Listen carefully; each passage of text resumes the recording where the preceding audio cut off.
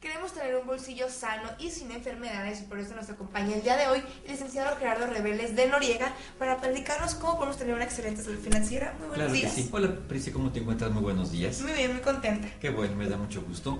Y bueno, efectivamente, como tú lo explicas, hemos hablado de los temas diferentes de lo que es salud financiera, y en realidad ahora tenemos que comentar cómo tener justamente una buena salud financiera.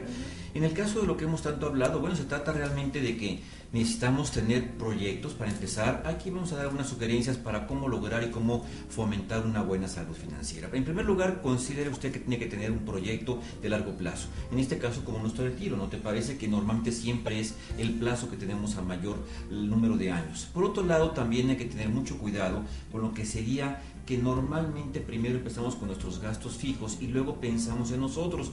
Yo creo que en ese sentido, no sé cómo lo veas, pero vale la pena que sea al revés. Primero vamos a pagarnos a nosotros, que sea una medida preventiva de ahorro, y luego ya cubriremos todos los demás gastos.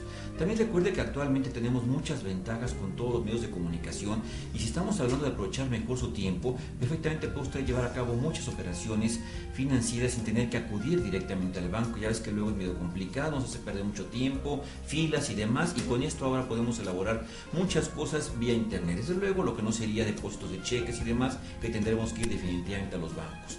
Junto con esto, un tema que no sé si te ha pasado cuando recibimos algún correo electrónico. No sé que si esto lo has vivido o alguna persona que tú conozcas, cuando casualmente nos piden un correo pero con nuestros datos confidenciales o de una cuenta. Yo creo que aquí tenemos que tener muchísima atención en cuanto a ese tipo de cadenas que después se pueden hacer todo tipo de fraudes, y qué es lo que debemos hacer, qué cosas podemos contestar y qué información no. Claro, lo que dices es muy importante, porque al final de cuentas los bancos nunca van a pedirnos ningún dato, y menos datos confidenciales como puede ser número de usuario o password a través de un correo electrónico. Normalmente cuando eso lo llegan a pedir o actualizarlo sería cuando acudamos directamente a una sucursal, pero no vía correo electrónico. Entonces aquí tenga mucho cuidado y evitemos caer en fraudes de lo que correspondería a electrónicos por ese tipo de aspectos. Por otro lado, bueno, vamos a hablar del aspecto de inversiones como parte de la medida importante de salud financiera.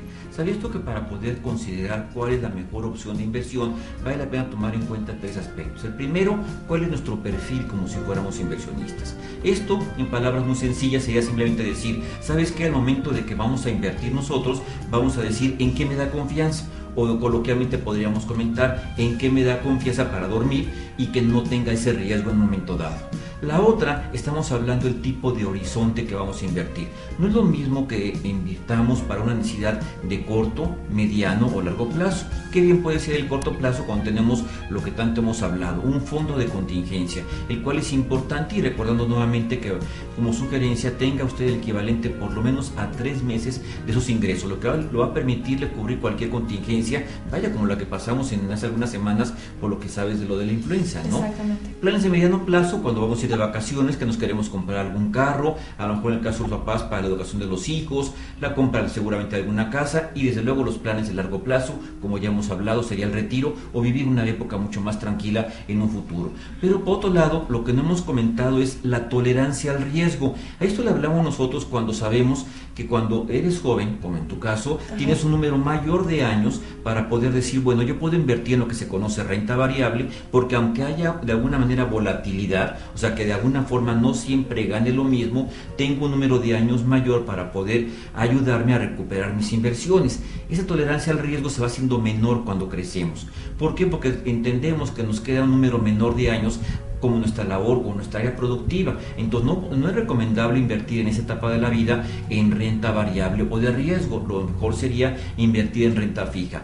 Tan se ha considerado esto que ya recordarás tú que cuando platicamos de las Afores mencionábamos justamente esa clasificación. La misma Afore lo considera que según la edad que tengamos como empleado es el tipo de fondo al que nos sugieren que se invierta. En fin, ¿qué te parece? Yo creo que esto podría ser, para empezar, una alternativa como para poder ejercitarnos e ir pensando en tener una adecuada salud financiera. ¿Tú cómo lo ves? La verdad es que yo creo que son aspectos muy sencillos, pero a veces los dejamos olvidados, ni siquiera nos ponemos a pensar las consecuencias que nos pueden traer. Claro. Y bueno, todos queremos tener una excelente salud financiera, queremos invertir en cosas seguras, ya sea en corto, mediano o largo plazo, porque queremos tener esa tranquilidad. Y algo muy importante que yo creo que no deben dejar pasar la gente, tener mucha atención, prestar mucha atención en todo el tipo de información vía internet, para que no sufran un fraude, porque se está viendo últimamente, es algo muy común que está sucediendo. Yo creo que aquí tendría que ponerse la atención más de lo debido, ¿no? Exactamente, y por otro lado, no dejes de pagarte primero a ti misma, que sería la medida de poder ahorrar. Te vas a hacer como ya un hábito, al final de cuentas, del ahorro. Primero dices, voy a considerar aportar a lo mejor un 10%, la cantidad que corresponda, y después ya sigo con todas mis pagos de deudas. En fin, ya platicaremos de eso en la siguiente ocasión. Claro que sí, licenciado, muchísimas gracias por habernos acompañado, y usted siga teniendo una excelente salud financiera. Dígale adiós a los resfríos y continúe con nosotros.